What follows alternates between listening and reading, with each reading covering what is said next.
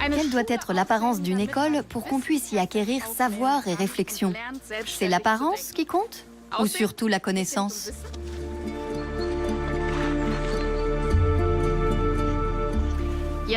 Oui, mais l'architecture est souvent sous-estimée. Un des principaux objectifs de l'éducation est le progrès de la science et l'accès à la connaissance. L'architecte strasbourgeois Paul Le Kernec constate que ça n'est pas encore possible pour tous. Il construit des jardins d'enfants et des écoles là où il y a beaucoup de grilles et où les moyens financiers manquent.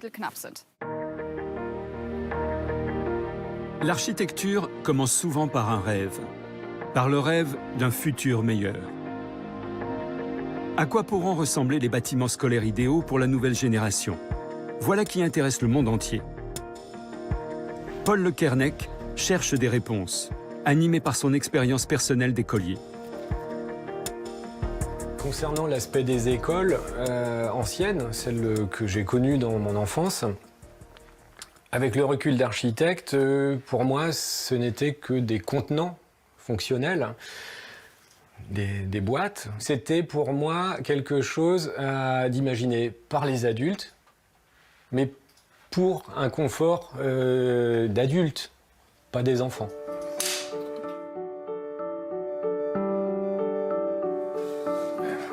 Un personnage de livre pour enfants résume tout ce qu'il apprécie dans l'architecture. Et là, c'est qui? Qu'est-ce qui définit un barbe à papa, pour ceux qui connaissent les barbes à papa? Le barbe à papa, c'est la forme libre avant tout, et toujours la forme utile.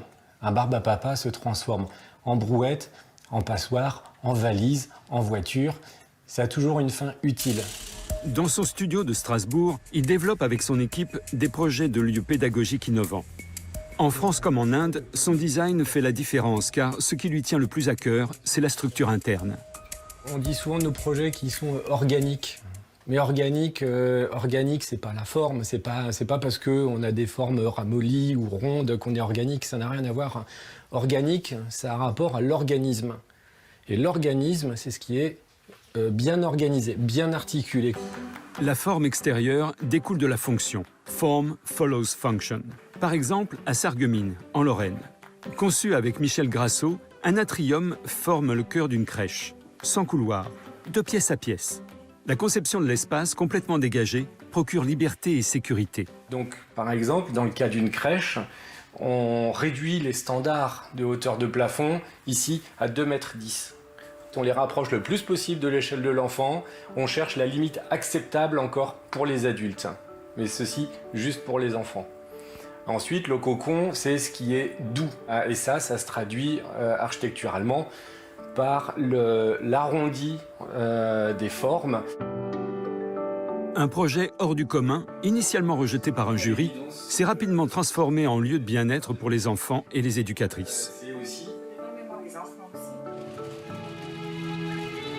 Nous nous rendons dans le sud de l'Alsace, à Mulhouse. Paul Le Kernec y a conçu le centre socioculturel Wagner, inspiré de l'origami. C'est le nouveau centre d'un quartier ouvrier en pleine mutation. Quel bâtiment dans cet environnement? Ici, personne ne se sent exclu. Ce bâtiment dans ce quartier a été imaginé comme une église au milieu d'un village. À la différence près qu'il ne réunit pas nécessairement des croyants, mais des gens qui y croient.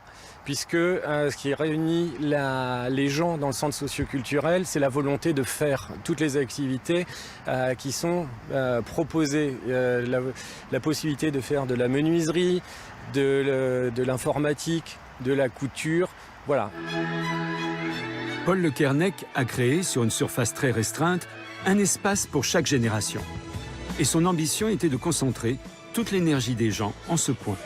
Un lieu pour toutes les formes positives d'expression. Pour les stimuler, il n'a pas choisi ses couleurs au hasard. Dès le début, de se sentir matériellement coincé, ça a donné l'envie de réagir, de sortir de cette contriction. Par exemple, ici, quand on rentre dans le centre socioculturel, on est quasiment agressé par ce orange. Je les ai voulus très stimulants, mais toutes les salles d'activité, à contrario, sont absolument blanches, à l'image de la feuille blanche. À Boulay, il a réalisé une autre crèche. Dans la petite ville où le soleil brille rarement, elle se détache de la grisaille. Alors, on a compensé ça en choisissant un jaune évident, un jaune presque ostentatoire, qui donne l'illusion d'un soleil permanent. Des matériaux simples et une vision claire. C'est comme ça que Paul Le Quernec crée des mondes merveilleux qui illuminent quantité